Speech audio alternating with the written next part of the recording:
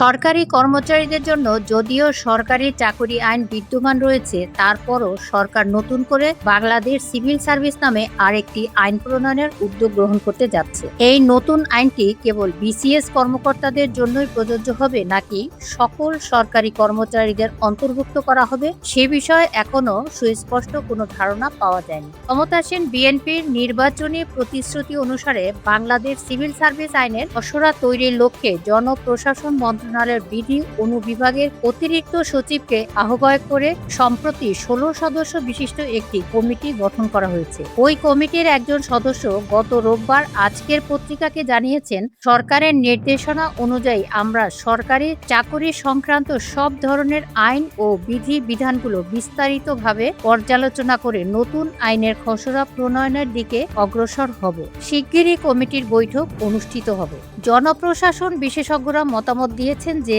সরকার যদি চায় তাহলে শুধুমাত্র বিসিএস কর্মকর্তাদের জন্য এই নতুন আইনটি প্রণয়ন করতে পারে, অথবা সমস্ত সরকারি কর্মচারীদেরকেও এই আইনের আওতাধীন করে আনতে পারে। তবে যদি সব সরকারি কর্মচারীদের জন্য এই আইনের মধ্যে অন্তর্ভুক্ত করা হয়, তাহলে বর্তমান সরকারি চাকুরি আইনে নতুন করে পরিবর্তন ও সংশোধন আনতে হবে। একই খবরে আরও উল্লেখ করা হয়েছে, সরকারি চাকরিজীবীদের জন্য নবম পে কমিশনের প্রস্তাব অনুসারে পে স্কেল বাস্তবায়নের বিষয়ে বর্তমান সরকার সম্পূর্ণভাবে অঙ্গীকারাবদ্ধ রয়েছে, কিন্তু এই বাস্তবায়নের পদ্ধতি নিয়ে সরকারি কর্মকর্তা ও কর্মচারীদের মধ্যে মতভেদ এবং ভিন্ন মত লক্ষ্য করা যাচ্ছে। প্রধানমন্ত্রী তারেক রহমান সরকারি কর্মচারীদের জন্য পে স্কেল 3 ধাপে বাস্তবায়নের বিষয়ে নীতিগত সম্মতি প্রদান করেছেন। এই সিদ্ধান্ত নিয়ে কর্মচারীদের মধ্যে স্পষ্ট বিভক্তি দেখা দিয়েছে।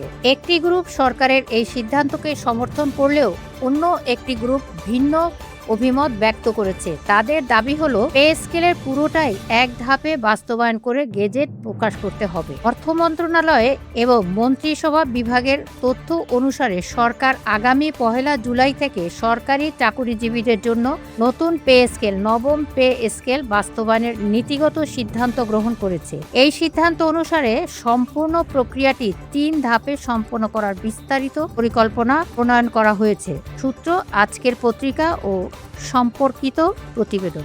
প্রথম আলোর প্রতিবেদনে বলা হয়েছে, গুম, বিচার বহির্ভূত হত্যাকাণ্ড সহ বিভিন্ন মানবাধিকার লঙ্ঘনের ঘটনায় জড়িত থাকার অভিযোগে জাতিসংঘ সহ নানা আন্তর্জাতিক সংস্থা, রাজনৈতিক দল ও সামাজিক সংগঠনের পক্ষ থেকে র্যাপিড অ্যাকশন ব্যাটালিয়ন র্যাব বিলুপ্তির সুপারিশ এসেছে। তবে র্যাবকে সম্পূর্ণভাবে বিলুপ্তি না করার বিষয়টি বিবেচনা করছে সরকার। জুলাই গণঅভ্যুত্থানের পর অনেকটা স্থবির হয়ে পড়া এই সংস্থার ভবিষ্যৎ কার্যক্রম কিভাবে পরিচালিত হবে তা এখনো স্পষ্ট নয়। গতকাল সোমবার দুপুরে স্বরাষ্ট্রমন্ত্রী সালাউদ্দিন আহমদ র্যাবের 22তম প্রতিষ্ঠা বার্ষিকী উপলক্ষে আয়োজিত অনুষ্ঠান শেষে সাংবাদিকদের সঙ্গে কথা বলেন। তিনি বলেন, সম্পূর্ণভাবে মানবাধিকারকে সমুন্নত রেখে এবং জনগণের প্রত্যাশা পূরণ করে আগামী দিনগুলোতে একটি আধুনিক ও পেশাদার এলিট ফোর্স গঠনের লক্ষ্যে সরকার কাজ করে যাচ্ছে। তবে এই বাহিনীর কাঠামোতে কোন ধরনের সংস্কার আনা হবে এ বিষয়ে বিস্তারিত কোনো তথ্য